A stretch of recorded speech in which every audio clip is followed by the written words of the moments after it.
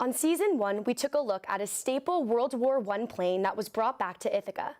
If you looked at Ithaca 100 years ago, you would find that aviation was a huge part of the industry and economy. It all started with the Thomas Brothers Aeroplane Company in 1915. The Ithaca Aviation Heritage Foundation decided to bring one of these Tommy planes back home to Ithaca. Correspondent Madison Moore watched as the Tommy plane flew once more during this past weekend's Sentinel Flight Celebration.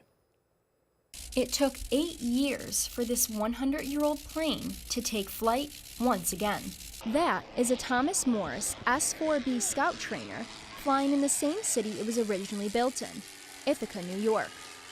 The project dates back 15 years when a group of aviation fans, spearheaded by Don Funk, became interested in how many Tommy planes were still around. The question was asked at about that time that says, you know, if there was only, after they asked how many existed, if there was only one left, shouldn't it be in Ithaca, New York? And so, the Ithaca Aviation Heritage Foundation was created, and the team embarked on a journey to locate a Tommy plane and bring it back home. The first step was learning how these planes were built and used, and Jim Rundle played a major part in that process. Now, shortly after B.D. Thomas, after the Thomas brothers arrived with B.D. Thomas, the company and the designer produced Ithaca's first airplane. And here's a copy of a description of it from Aerial Age Weekly. Notice the date, April 26, 1915. They arrived in December 1914. They had a plane advertised in Aerial Age by April of 1915. It took over a year to convince the owner of a Tommy plane to donate it to the foundation. But finally, on May 12, 2010, Tommy came home. I get into my talk that I had rehearsed, telling what's happened and so forth. I get about 3 minutes into it, and I'm going to reach over and poke you, and we're sitting side by side. He kind of gives me a nudge and says, Don, the airplane's yours. Oh my goodness. Got to remind you, this is Christmas Eve, right? Right. I literally fell off my chair. I said, oh my God. And I said, there really is a Santa Claus. Before the plane was even officially donated, they got to work making wings for the plane in the very same spot it was originally built.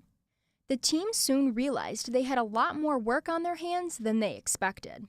The Tommy S-4B Scout trainer was built without drawings 100 years ago, so the team had to teach themselves how to repair parts of the plane. We would go over there with our rulers, our calipers, our yardsticks, our cameras, our digitizers, and come back with all the data on a part that we might be missing. And there was a number of them.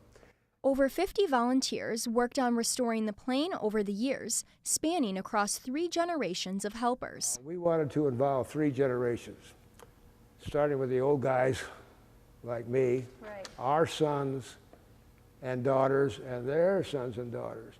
And we have numerous pictures where we have involved 3 generations, and all 3 of them working on the airplane at the same time. The plane was really restored through the efforts of everyone in the Ithaca community.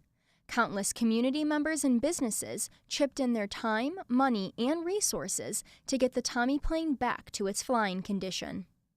Hundreds of community members came out for the Sentinel Flight Celebration at the Ithaca Airport to watch this historic event.